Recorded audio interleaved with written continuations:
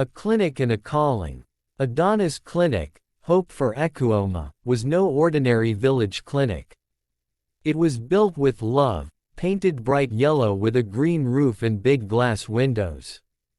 Inside were beds with clean sheets, shelves lined with medicines, and posters on the walls showing hygiene tips and baby care. Every morning, villagers lined up before sunrise. Some brought their sick children. Others came for checkups. Some just wanted to see her face and smile. But Adana knew she couldn't do it alone.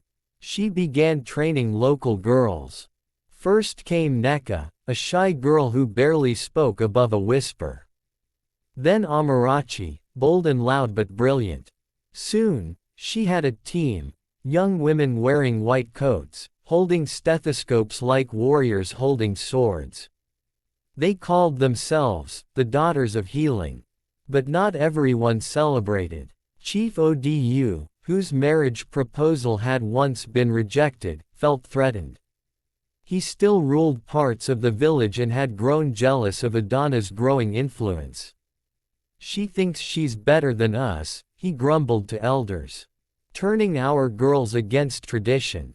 Rumors spread. Some said she used witchcraft.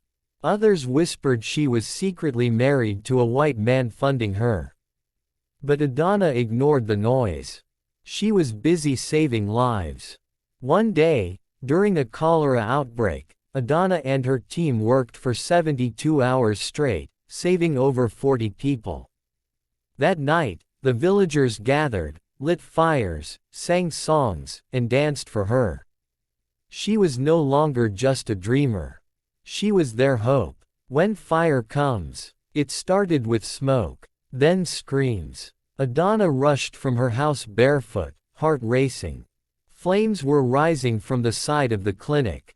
Villagers gathered with buckets of water, trying to put it out, but the fire moved fast. By dawn, half the clinic was gone. Medicines, equipment, beds, all turned to ash. Adana stood in the middle of the charred ground, hands shaking. Who could do this? Someone whispered. She knew. All eyes turned toward Chief Odu's compound, but no one spoke it aloud. Fear still ruled some hearts.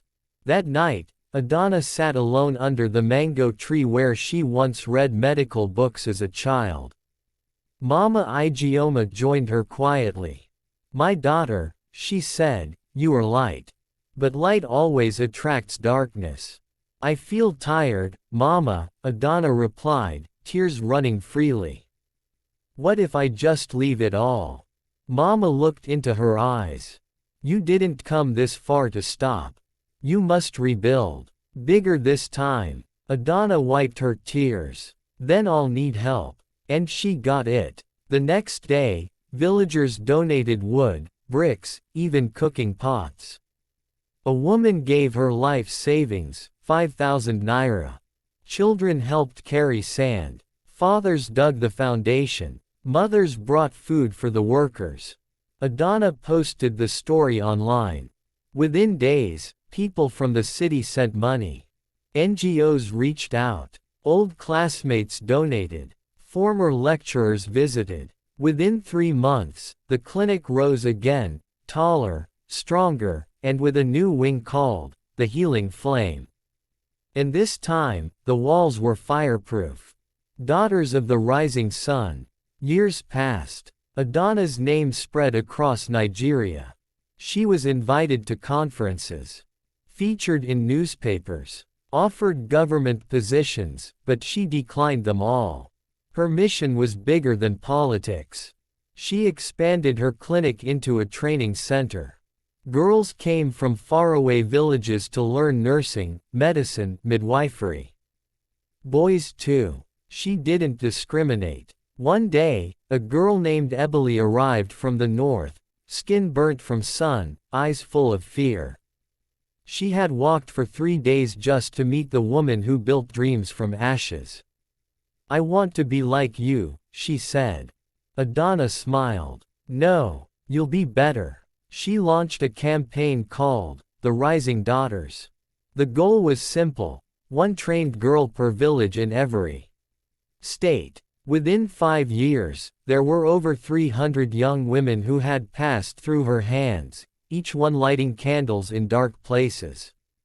And Chief Odu. He lost followers, lost respect, lost power. Eventually, he left Ekuoma, defeated by something he could never burn, hope. At 35, Adana stood before a crowd of thousands at a health conference in Lagos. Wearing her white coat, she took the mic and said, "They once laughed at a little girl who dared to dream. Now, I laugh, because I dared, and I did." The audience rose in applause. And somewhere, in a small village under a mango tree, a little girl held a stethoscope and whispered, "One day, I'll be like her." The invitation from Geneva. It came in a white envelope with a golden seal. The World Health Organization (WHO) was inviting Adana to Geneva, Switzerland, to speak on community-led health solutions in developing countries. At first, she thought it was a prank. But it wasn't. Adana, the girl from dusty Ekuoma who once read old anatomy books under a mango tree, was now flying abroad, to represent not just her clinic, not just Nigeria, but Africa. The journey was like magic. Snow-capped mountains, clean streets, cold weather that bit her skin like fresh pepper. She stood on stage with doctors from all over the world. White coats, fancy accents, titles longer than a lorry. But when it was her turn to speak, she simply said, "Greater than, in my village, we didn't have much. But we had courage. And courage is contagious." The hall went silent. Then applause thundered. Doctors, professors, researchers, they all stood up, clapping for a woman who built a clinic from ashes and raised a generation of daughters with her bare hands. After the speech, people lined up to meet her. Some cried. Others asked how to help. The United Nations offered to fund a program. An American university invited her to teach. But one woman stood quietly in the corner, white hair, thick glasses, eyes sharp like a hawk. She waited till others left, then walked to Adana and whispered, "Greater than, Africa needs more women like you." But what happens when those women begin to disappear? Adana frowned. Disappear. The woman handed her a file.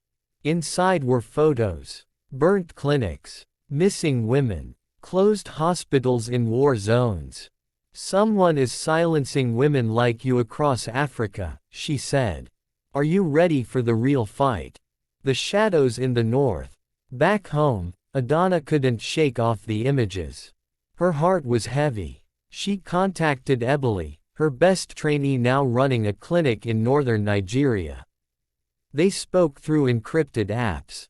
Things were getting worse up north. Health workers threatened, clinics looted, girls kidnapped.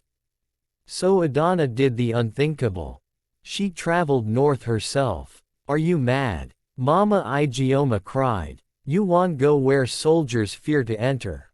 "I have to," Adana replied. "If I can build light, I must protect it." She went undercover, dressed in plain wrappers, traveling like an ordinary market woman. Ebele met her in Kano. Together, they journeyed to a small town near the border, where a Rising Daughters clinic had been shut down. Armed men had claimed the land, accusing the girls of Western corruption. What Adana saw broke her. The clinic was burnt, beds turned to ash, medicine scattered, blood still stained the walls. But worse, 3 girls were missing. Adana stood silently. Then she said, "We rebuild here. Bigger." The town elder laughed. "You know they hear word. Those men will come back. They will kill you." Adana looked him in the eye. "Greater than, then let them know I am coming too." That night, she called in favors. Journalists. International health bodies. Even the WHO. The story exploded online. African heroine risks life to protect rural health. Within days, aid arrived, and within 2 months, the clinic was not only rebuilt, it was fortified, protected, and staffed with women trained by Adana herself. And the missing girls, they returned. One night, bleeding and barefoot, they crawled back from the forest, whispering, "We escaped. Because we remembered you said, never stop fighting." The girl who became a nation. Years passed. Adana didn't slow down. She couldn't. Her work had grown from one clinic to a network, over 400 clinics across Africa. From Nigeria to Ghana, Kenya to Congo. Each one a flame in a dark world. She started a foundation, Dream Africa. Its mission, to train 1 million daughters in healthcare by 2040. And she didn't forget Ekuoma. A massive teaching hospital now stood where her father's yam barn once was. People traveled from all over West Africa to be treated there. The road into Ekuoma had been renamed, Adana's Way. One day, the president himself came to honor her. "Dr. Adana Uche," he said before a crowd of thousands, "you have done more for this country than most of us ever could. You didn't just change lives, you gave life. You are a national treasure." She received medals, titles, and awards. But she remained the same. Every Sunday, she still sat under the old mango tree, now fenced and sacred, reading her first anatomy book. Children gathered, sitting at her feet, listening to stories of courage. And when she turned 50, a little girl asked her, "Auntie Adana, if they never gave you the scholarship, what would have happened?" Adana smiled gently, looking at the sky. "Greater than, they didn't give me the dream. I had it already. They only gave me a door. I kicked it open." The world called her a heroine. But in her heart, she was still just that little village girl who dared to dream. And she never stopped. The end.